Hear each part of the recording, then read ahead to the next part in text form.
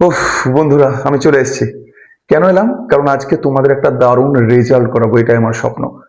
এক রাতেও দারুণ রেজাল্ট করা যায় যদি তোমার ইচ্ছে শক্তি থাকে। আর সেই ইচ্ছে শক্তি কে গেন করবে? আমি। শুধু বিশ্বাস করো রিকি স্যারের উপরে আর এই কোয়ালিটি এডুকেশনের উপরে। আজ আমি বলে দিচ্ছি যে ফাইনাল যে প্রশ্ন কটা, সে কটা জাস্ট করে যাবে তোমরা। আমি বলে দিচ্ছি কালকে তোমাদের কি প্রশ্ন হবে তাও আমি বলে দিচ্ছি। প্রথমেই তোমাদের করতে হবে কি, হলুদ পোড়ার প্রশ্ন। 5 নম্বরে থাকবে হয় হলুদ পোড়া, না হয় হারুন সালেমের মাসি। তাহলে তোমরা হলুদ পোড়া থেকে কি করবা? হলুদ পোড়া থেকে একটা প্রশ্ন করবা যে হলুদ পোড়া গল্পের নামকরণের সার্থকতা কি। এই যে হলুদ পোড়ার যে গল্প, তার নামকরণের সার্থকতা কি, একটা প্রশ্ন করবা।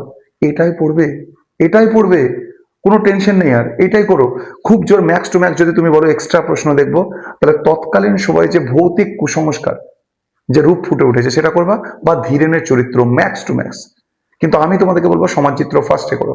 আর আরেকটা দেখলে দেখো, সেটা হচ্ছে ধীরেনের চরিত্র। আর আমার পছন্দ মানে তো তোমরা জানো, জাস্ট ডেফিনেটলি পড়বে সমাজচিত্র। তো আমার মনে হয় জাস্ট নামকরণের সার্থকতা পড়ে গেছে ধরে নাও।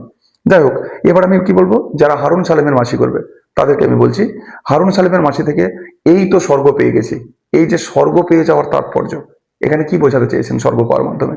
গৌরবের চরিত্র করবা।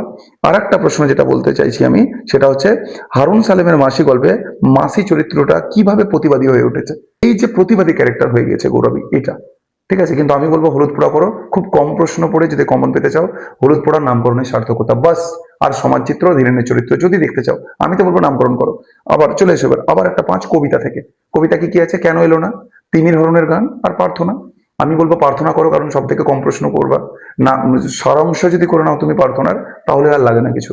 তাই হোক, তবু আমি বলে দিছি, চিত্ত যেটা বয়শূন্য উচ্চদেশাশীর চলে এসছে ধরে নাও, একদম চলে এসছে। তার উপরে বলে ধরে নাও, ভারতকে কিভাবে কবি রবীন্দ্রনাথ ঠাকুর জাগরিত করতে চেয়েছে, একই সূত্রে বাঁধতে চেয়েছে, এটা হচ্ছে বিষয়। এই তো দুটো প্রশ্ন। তাহলে এই দুটো প্রশ্ন করলেই তো তোমাদের হয়ে যাচ্ছে। কেউ যদি মনে করে যে স্যার আরেকটু কাছে বলে দেন আমাকে, যে আমি গিয়েই লিখতে পারবো, তুমি সারাংশ করে নাও। কারণ সারাংশের মধ্যে রবীন্দ্রনাথ ঠাকুর পুরোটা বলে দিয়েছে। এই সারাংশ করলেই তুমি যে কোনো প্রার্থনার প্রশ্নতে, তুমি শুধু একটু ট্রিক্স খাটা, বাকি যে প্রশ্নটা পড়ছে সেটা দাগ নম্বর দেবা, সেই প্রশ্নের লাইনটা দুই একবার মিডিলে আওড়াবা, বাকি সব সেম। আরেকটা তবু আমি বলে দিচ্ছি, যেহেতু আমাদের প্রার্থনা কবিতা থেকে তোমাকে, সেটা হচ্ছে কি, যে আধ্যাত্মিক চেতনার পরিচয় দিয়েছেন কবি রবীন্দ্রনাথ ঠাকুর প্রার্থনা কবিতায়, যে আধ্যাত্মিক একটা চেতনার বহিঃপ্রকাশ করেছেন, সেটা কি? আমি বলবো চিত্ত যেটা ভয় শূন্য উচ্চতে স্থির করো, আর বিষয়বস্তুটা করো। আর নতুন করে এই আধ্যাত্মিক চেতনাটা পারলে এক্সট্রা প্রশ্ন দেখে রাখতে পারো, অসুবিধা নেই। এই দু তিনটের মধ্যেই পড়বে। যদি লাইন চাওয়া, যদি আমাকে বলেছি কমন দেন স্যার, সারাংশ করে তুমি লাইনটাকে আউড়ে লিখবা, কোনো টেনশন নেই, কারণ এর সারাংশ এটাই মেন। যাই হোক না কেন, দেখো, তারপরে তোমাদের কি আছে, নাটক। নাটক হচ্ছে কি, অজিতেশ বন্দ্যোপাধ্যায় নানা রঙের দিন।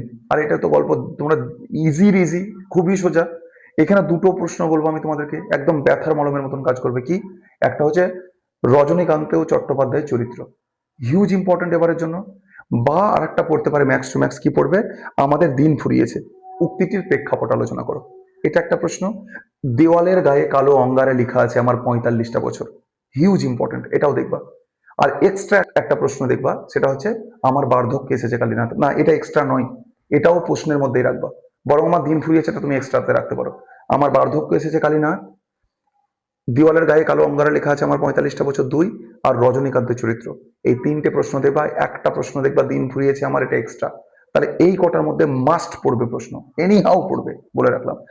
এবার তো তোমাদের কি আছে, পূর্ণাঙ্গ সহায়ক গ্রন্থ একটাই আছে তোমাদের, কি, ডাকঘর, রবীন্দ্রনাথ ঠাকুরের। এই ডাকঘর থেকে আমি জাস্ট কয়েকটা প্রশ্ন তোমাদের বলে দেবো, দারুণ প্রশ্ন, ইম্পর্টেন্ট।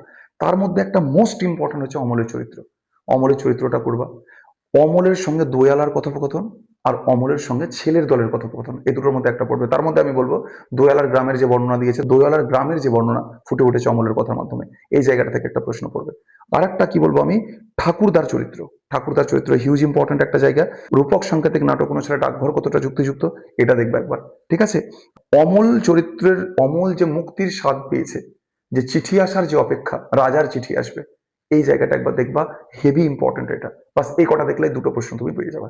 আর একটা দেখতে পারবো, আমি ফুল এনেছি, ওই যে সুধা তার জন্য ফুল তুলে এনেছিল, এই সুধার এই জায়গাটা খুব ইম্পর্টেন্ট। সুধা ফুল এনেছিল, এই জায়গাটা দেখবাই দেখবা।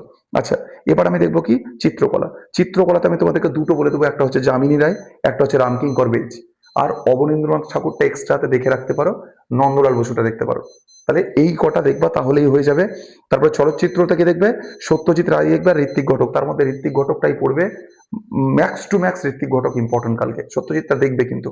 তাহলে কি বললাম, যামিনী রায়, রামকিঙ্কর বেজ, নন্দলাল বসু, এইগুলো চিত্রকলার মধ্যে একটা ইম্পর্টেন্ট, টপ ইম্পর্টেন্ট পড়বে। আর আরেকটা চলচ্চিত্রের মধ্যে বললাম সত্যজিৎ রায় আর ঋত্বিক ঘটক, ঋত্বিক ঘটকটা হাইলি চান্স আছে, সত্যজিৎটা দেখে রাখবে। হয়ে গেল। এবার রচনাতে চলে এলো। রচনা তো আমি একবারেই ভিডিও বানিয়ে দিয়েছি তোমাদের জন্য। বিদ্যাসাগর বলে দিয়েছি, বেগম রোকেয়া, জীবনী দেখবে দুটো, বিদ্যাসাগর, বেগম রোকেয়া, ফাইনাল বলে দিলাম বন্ধু। আর একটা দেখবা পরিবেশ বনাম বিপন্নতা, পরিবেশ বনাম বিপন্নতা, ম্যাক্স টু ম্যাক্স পরিবেশ দূষণতার প্রতিকার বা পরিবেশ দূষণে ছাত্র সমাজের ভূমিকা। এর মধ্যে না পড়লে তুমি বলবো আমাকে। যাই হোক, টোটাল প্রশ্নটাকে একবার দেখে নেবা, পজ করে করে দেখবা, ভিডিওটা একটু থামাবো না, তাহলে বুঝতে পারবা যে আমি কি বললাম টোটালটাতে। ঠিক আছে, একদিনেও পরীক্ষা ভালো করা যায় সেটা আমি জানি। আমি বলছি তোমাদেরকে, রিকি স্যার একটা কথা দিলাম আমি, কালকের পরীক্ষার সবাই হেসে বেরোবে হল থেকে, এটুকু আশা রাখলাম। যাই হোক, চ্যানেলটাকে সাবস্ক্রাইব করো, পাশে থেকো, এবং সব থেকে বড় ব্যাপার হচ্ছে কি, এর পরের ইংলিশ পরীক্ষা সেখানেও আমি সাজেশন দেবো, ফলো করো। Thank you so much.